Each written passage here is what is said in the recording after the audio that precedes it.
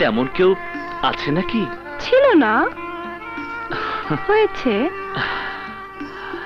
কে সে? দেখতে সিনেমার নায়কের মতো হ্যান্ডসাম, স্মার্ট, মিষ্টি, স্বল্পভাষী, কথা বলে খুব হিসেব কষে। নাম তার নয়ন। কি জানি, হতেও পারে। দেখো আলু, তুমি যে স্বপ্ন দেখছো আমি যে তা দেখছি না তা নয়। তবে তবে দেশকে ভালোবেসে পুলিশে চাকরি নিয়েছি, আর চাকরি করতে এসে পেয়েছি তোমার মতো একজন দেশপ্রেমিকাকে।